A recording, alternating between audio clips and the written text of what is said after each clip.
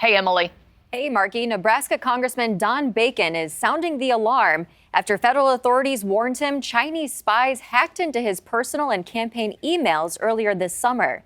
Other senior State Department officials were targeted as well, putting D.C. on high alert to vulnerabilities in U.S. cybersecurity.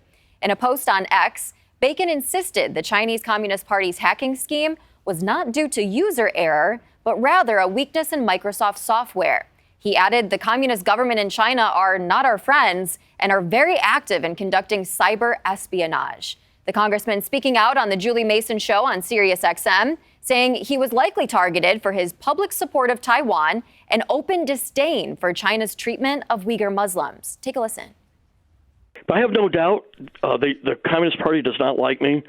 I'm very vocal about the Uyghurs, which is genocide. What they're doing in Tibet, it's a police state. They've really hurt the citizens' rights in Hong Kong. And I'm a big proponent for supporting Taiwan. So I'm not one of their friends, and I'm sure they were looking for information that would maybe embarrass me. They would rather see somebody else in my seat than me. The FBI told Representative Bacon the Chinese hackers stole information relating to his financial records, political strategy, and campaign fundraising. But as a member of the House Armed Services Committee, the breach of Bacon's personal email raises heightened concerns for lawmakers with the potential to expose sensitive information on military spending. Two top State Department officials, U.S. Ambassador to China Nicholas Burns and Assistant Secretary of State for East Asia Daniel Kritenbrink, were also hacked by Chinese spies just last month. The security breach prompted Republicans on the House Oversight Committee to launch an investigation into the compromised data.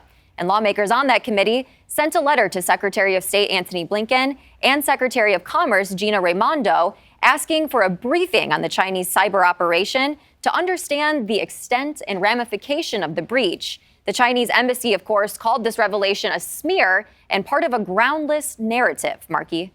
Yeah, it's certainly worrisome for government officials, something we have to stay on top of.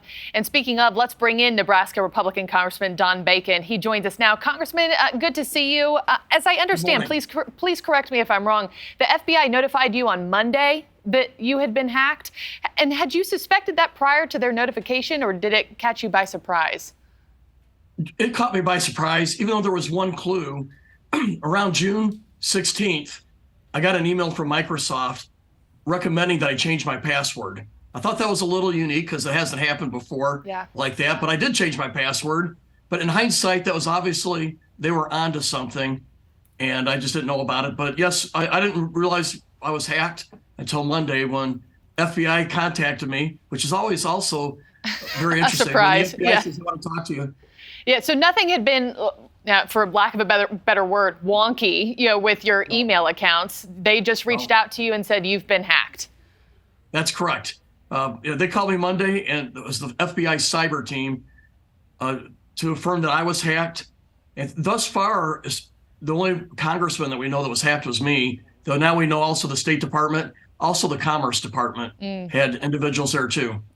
And we just heard Emily Finn's report there. You've been a big proponent of getting help to Taiwan, pledging to work overtime to get all the billions of dollars in U.S. weaponry it's ordered. Do you think that is what did it for you? Is that what made you a target, sir? I'm a vocal adversary of the Communist Party of China. I think we should be doing more for Taiwan to deter.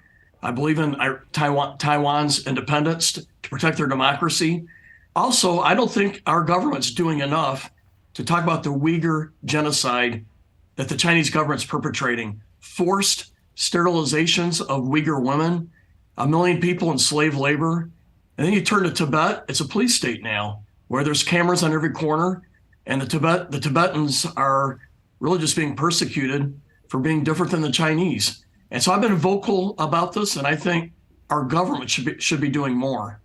Yeah, and I'm sure that's probably why you've had a target on your back when it comes to this specific hacking incident. Are you able to share how extensive this hack was? What kind of information these spies were able to access? I know you said in that report they probably were trying to get something embarrassing on you. Is there anything embarrassing or sensitive that would pose a threat to you or a national security risk to us?